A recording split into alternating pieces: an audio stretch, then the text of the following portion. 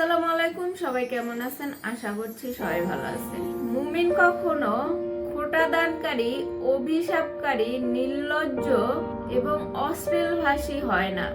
যে ব্যক্তি মুমিন সে কখনো অন্যকে অভিশাপ দেয় না, কখনোই না। কারণ সে জানে যে আমি যদি কাউকে অভিশাপ দিই আর সে যদি সেই রকম মানুষ না হয়, তাহলে সেই অভিশাপটা আমার কাছেই ঘুরে আসবে। সে কখনো মানুষকে খোঁটা দেয় না। যে ব্যক্তি মুমিন সে কখনোই মানুষকে খোঁটা দিবে না, কারণ তার কোনো কিছুতেই এখতিয়ার নাই মানুষকে খোঁটা দেওয়ার। কারণ সবকিছুই আল্লাহ পাকের সৃষ্টি। মুমিন ব্যক্তি কখনোই আল্লাহ পাকের সৃষ্টিকে খোঁটা এবং অভিশাপ দিবে না। মুমিন ব্যক্তি কখনোই অশ্লীলভাষী এবং নির্লজ্জ হয় না। একজন মুমিনের আদর্শ হইতেছে নমনীয় এবং ভদ্র স্বভাব।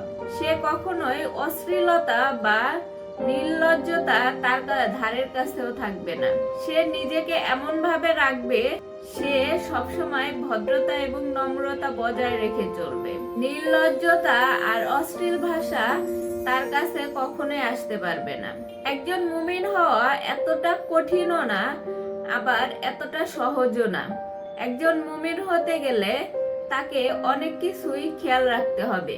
তার দ্বারা যেন কোনো সৃষ্টি কষ্ট না পায়, তার দ্বারা যেন মানুষের কোনো ক্ষতি না হয়, সে যেন মানুষকে কখনোই অযথা অভিশাপ না দেয় এবং খোঁটা না দেয় কোনো কিছুতেই। মুমিন ব্যক্তিরা মানুষকে উপকার করে, কিন্তু তার প্রতিদান স্বরূপ কিছু চায় না। তার প্রতিদান স্বরূপ সে আল্লাহ পাকের কাছে চায়। কারণ মানুষের কোনো ক্ষমতা নাই সে অন্য মানুষকে সাহায্য করবে যদি আল্লাহ পাক না চায়। আল্লাহ পাক চাইলে মানুষ একজন আরেকজনকে সাহায্য করতে পারে।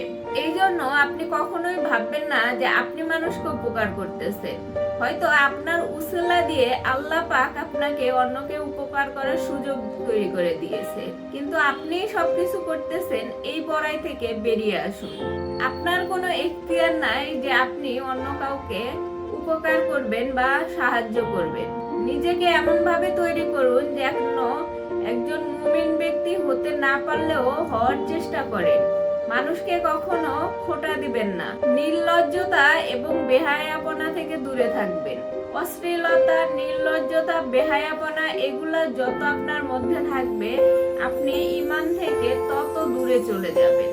ভালো থাকেন সবাই, সুস্থ থাকেন। আল্লাহ হাফেজ।